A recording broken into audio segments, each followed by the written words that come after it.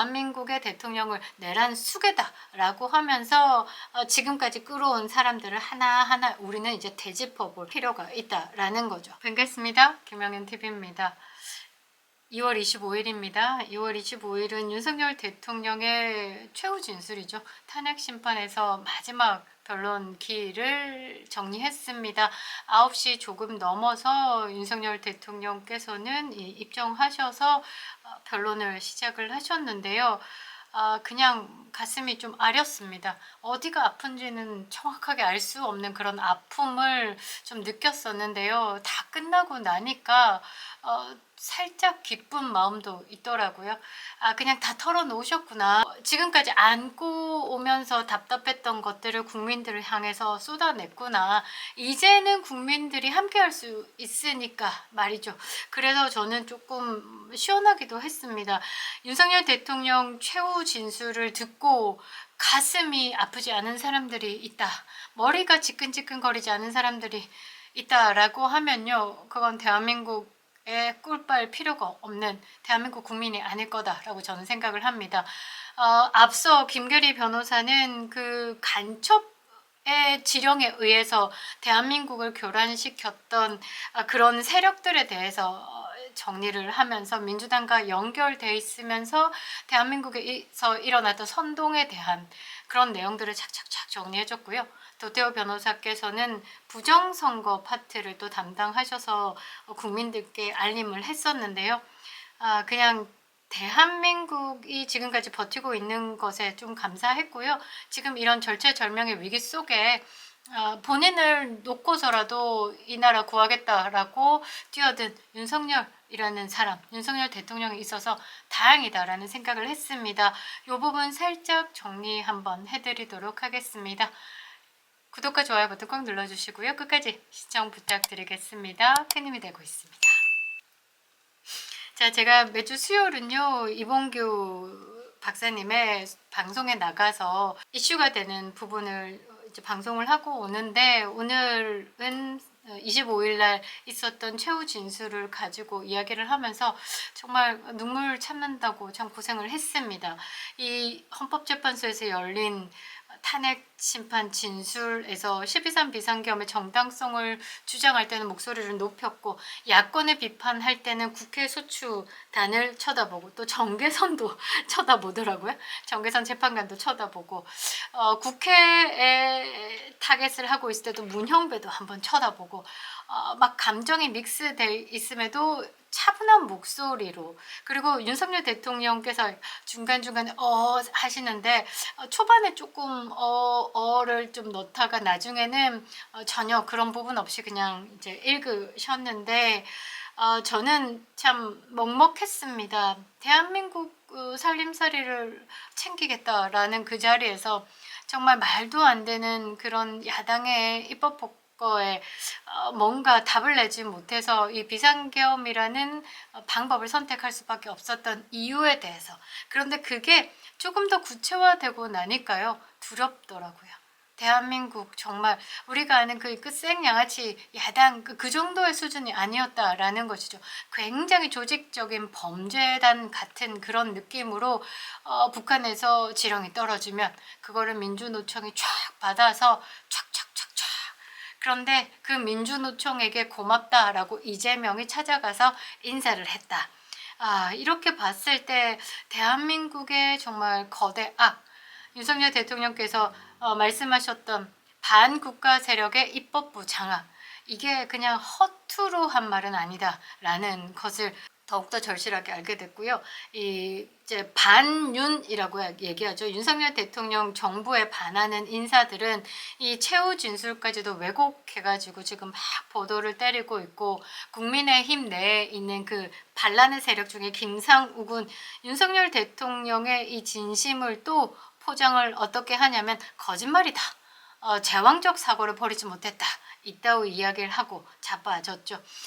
일단은 윤석열 대통령께서는 차분하게 잘 마무리하셨고요. 이 다음은 우리의 몫이 아닐까라고 생각을 합니다.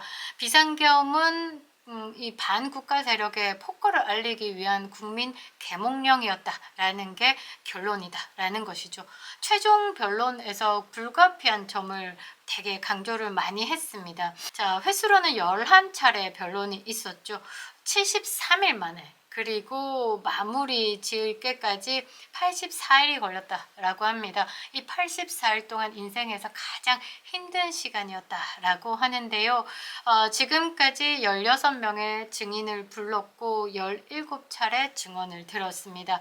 우리 국민들은 증언들을 들으면 들을수록 진실이 무엇인지 파악하게 됐었죠. 우리 국민들이요, 이 계몽령이라고 이야기를 한 거고, 윤석열 대통령을 윤버지라고 이야기를 하거든요. 2030들에게 큰 깨우침을 줬다. 다시 없을 대통령이다. 정도까지. 그래서 3월 1일이 사실 너무너무 기대되고요. 이 헌법재판소에서도 이 재판관들이 처음과 생각이 많이 달라지지 않았을까, 어떤 기록으로 남을지에 대해서 굉장히 많은 고민을 하지 않을까라고 생각을 하는데요. 더불어민주당의 폭거를 국민에게 알리기 위해서 불가피한 선택, 그 부분에 대해서 쭉 읽어갔는데요. 야당의 정보정책 발목 잡기, 예산의 일방적 삭감, 입법 폭거로 국정 운영을 마비시켜서 대통령을 탄핵시키려 한다라고 밝혔습니다. 그리고 이러한 행위는 국익을 침해하고 반대로 중국과 북한의 이익에 부합하는 것이다 라고 생각을 좀 하게 만들었죠. 그리고 이것과 함께 부정선거 의혹에 대해서도 이게 세상에서 얼마나 큰일인데, 민주주의에 꽂힌 선거를 부정선거로 훼손하는 상황은 민주주의를 더럽히는 일인데도 불구하고 중앙선거관리위원회는 헌법기관으로서 독립된 지위를 보장받는 그거 하나로 이 부정선거를 부실선거다라고 얘기하면서 아무렇지도 않은 듯 지금 모든 것을 덮고 있는 거, 어떠한 견제와 감독도 받지 않고 있는 부분에 국민들에게 부실선거, 그래 니들이 말하는 부실선거, 미안함조차 없다, 이 부분은 잘못되었다. 2023년 국정원 점검 보안 상태에 대해서 제한되어서 진행됐다. 그때 막 6시면 그 감사받는 게 싫어가지고 선관위가 6시면 불 끄고 나갔다라고 하더라고요.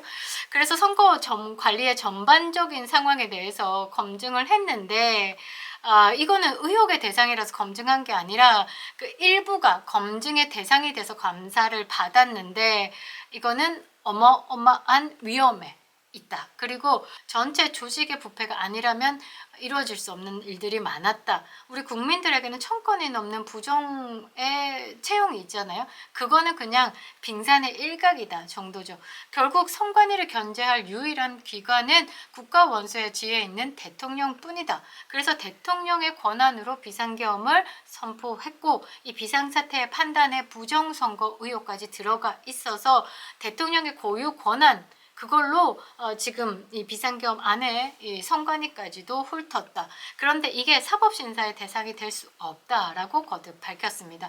저도 계속 말씀드리죠.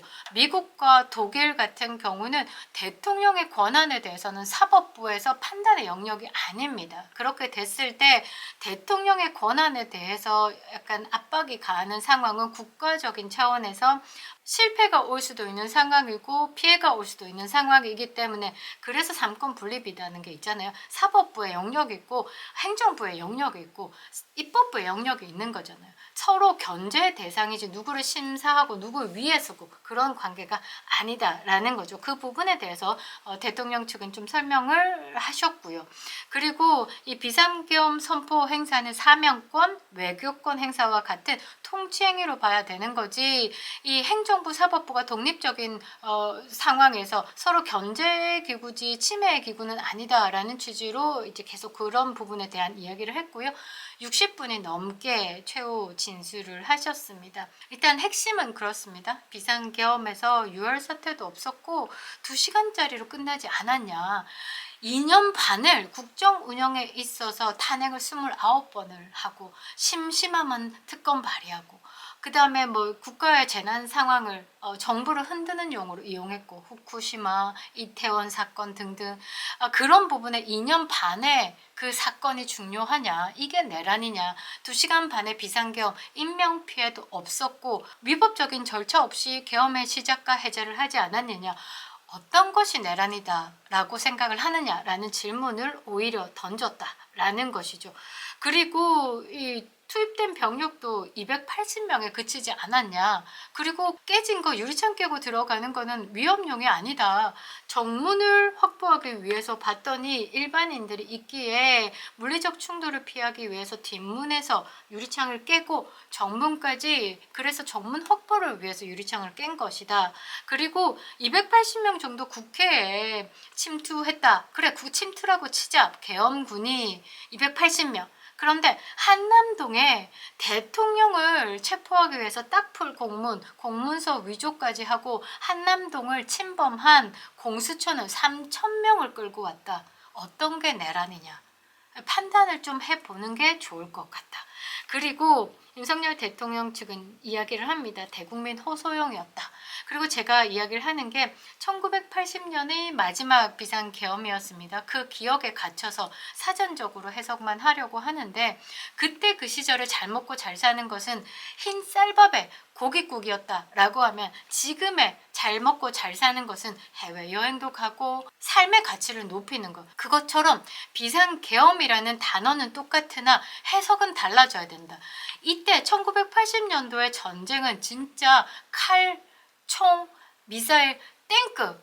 그런데 지금의 전쟁은 이거는 비트코인 탈취하고 정보 빼내고 하이브리드 전이다. 전시에 준하는 위기 상황이었다라는 판단은 지금 그런 전쟁이다라고 판단했기 때문이다.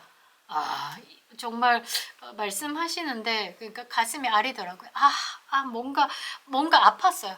2030들이 너무 감사하게도 이 윤석열 대통령의 비상계엄을 이거는 아니다. 이거 발끈할 것도 아니고 우리가 찬찬히 왜라는 부분부터 생각해보자. 왜?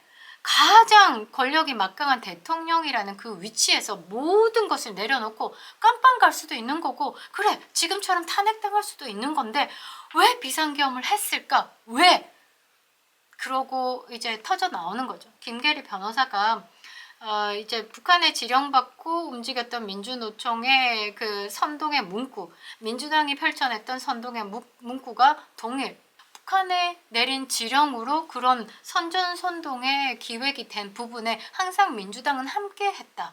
어떤 게 반국가 세력이냐라는 생각을 남겼잖아요. 그러니까 그런 점을 국민들에게 알렸고, 지금 우리 국민들은 몰랐던 부분에 대해서 눈을 뜨게 된 거죠. 윤석열 대통령께서 이야기하신 게 그렇습니다. 그냥 솥단지에 개구리가 천천히 죽어가는 대한민국은 그런 상황이었다. 누군가 뚜껑 열고 이제 현실을 파악할 수 있는 기회를 줘야 되는 거죠. 내가 안전하게 숨쉬듯 얻은 자유로 사는 이 대한민국 그냥 지켜질 것 같았는데, 우리는 가만히 있다가 이거 계속 되다가는 이 중국 세력에 장악된 입법부가 친중 정책을 내고 자연스럽게 지금 포퓰리즘 정책을 내고 사회주의로 가는 정책을 내고, 그렇게 세상은 돌아가다 보면 자연스럽게 카톡 검열 당하죠. 유튜브에서 사실 적시에 의한 명예훼손도 1억 10억 땡기죠. 그들이 장악한 언론으로 국민을 가스라이팅 시키고 자연스럽게 어떻게 최고 존엄 한 사람을 찬양하는 나라로 바뀔 수밖에 없는 거죠. 억압하니까 한국의 홍콩화가 된다라는 거죠. 거기에서 윤석열 대통령은요, 국민들에게 깨우침을 준 겁니다. 계몽이다 라고 하죠. 한국 법치주의의 붕괴에 숨겨진 실상을 완벽하게 드러냈습니다. 외신도 지금 윤석열 대통령의 이 마지막 최후 변론을 가지고 많은 평가를 내리는데요.